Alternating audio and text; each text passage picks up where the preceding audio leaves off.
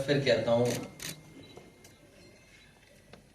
इतने बड़े नेता नहीं हैं जिनका सवाल आप यहाँ पूछ रहे हो। अगर फोन करके आप वो कहोगे हमारा पूछ लेने तो बात ना है यहाँ। आपकी पार्टी के विधायक हमें लगा कुछ और पूछो। बहुत बुरा हाल है अस्पतालों का, बहुत बुरा। इलाज नहीं हो पा रहा है, दवाइयाँ नहीं है, लंबी लाइन है, और जो बने थे अच्छे अस्पताल वो ही बर्बाद कर, उनका भी इंफ्रास्ट्रक्चर खराब कर दिया।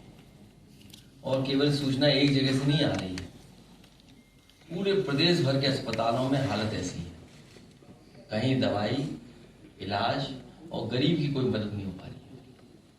याद होगा जब मैं पहली बार गया था इसमें, अभी हाल ही में कैंसर रिसर्च इंस्टीट्यूट में, जब मैं कैंसर रिसर्च इंस्टीट्यूट में गया तो सबसे पहले पेशेंट से जिससे मिलने का मुझे मौका मिला वो गोरखपुर के लोग थे।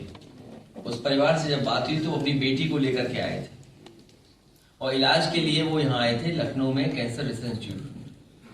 जो इलाज उनका है वो यहाँ पर हो रहा था।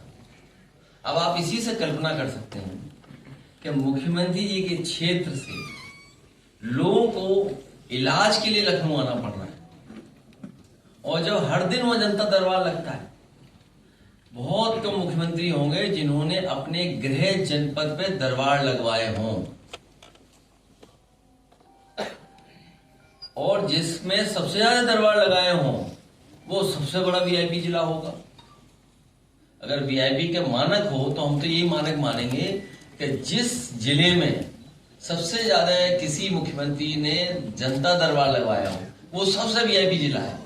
और उस वीआईपी जिले में जहां पर मेडिकल कॉलेज हैं और अस्पताल हैं, एम्स है, वहां पर गरीब को इलाज नहीं मिल रहा। सोचिए, हमारा डेलीगेशन मिला था उनसे, लीडर ऑपोजिशन मिले थे। जो विकास विनाश की ओर ले जाए हम उसके पक्ष में नहीं है, उजाड़ दे हम उसके पक्ष में नहीं। कुछ लोगों के हाथ में ही विनाशकारी रेखा है, उनसे सावधान रहें। आपने नेता और कार्यकर्ता प्रदेश में गांव-गांव जाकर मेहनत करेंगे, और काफी लोग ये लोग मेहनत भी करते हैं, प्रदर्शन करते हैं, लेकिन आमतौर पर जब प्रदर्शन करते हैं तो ये लोग कभी कभी पुलिस और प्रशासन के निशाने पर आ जाते हैं। पिछली बार जब आप जेपी NIC गए थे उस वक्त भी कई कार्यकर्ता समर्थक आपके साथ थे, जिनसे हमारी बात हुई, कई लोग हमारे पास भी आए, उनका कहना है कि उन्हें पुलिस तंग कर रही है। पुलिस उन्हें पक्का कार्यकर्ता बना रही है।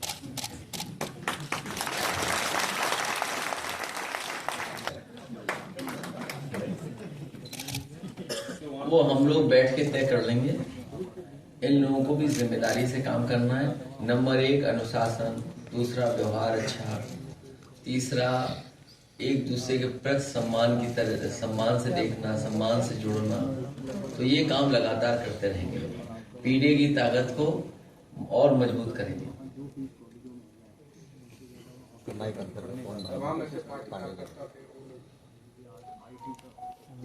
नहीं, मेरी जानकारी में नहीं है, जानकारी आप पर है, उसी को मैनेज करने में लगी हुई बीजेपी। पोस्टर लगाया है, पुराना एक तस्वीर है, उसमें वो ये कहा गया था कि मोदी को बता देना। दूसरी तरफ एक महिला को खड़ा किया गया है, एक बोल रहा है, वो तस्वीर बोल रही है कि मैंने मोदी को बता दिया। तो क्या कहेंगे आप? लगता है कि इस समय इस तरह के पोस्टर लगाए जाने चाहिए? बीजेपी ने पोस्ट किया है सोशल मीडिया। मेरी जानकारी में नहीं आया है, लेकिन इंडियन डेमोक्रेसी में और डेमोक्रेसी में जब ऑल पार्टी मीटिंग हो उसमें ये बातें हम लोग सुझाव के तौर पर रखते हैं। इतनी बड़ी जो महत्वपूर्ण योजना बना रही है भारत सरकार, कोई भी पॉलिटिकल लाभ किसी दल को नहीं लेना चाहिए, और किसी इवेंट को पॉलिटिकल इवेंट नहीं बनने देना चाहिए, क्योंकि आतंकवाद खत्म हो, हमारी सीमाएं सुरक्षित हों और हमारी फौज का मनोबल बढ़े। सबसे बहादुर फौज है हमारी, और दुनिया में इतनी कठिन परिस्थितियों में बहुत कम देश की फौजें होंगी जो काम करती होंगी।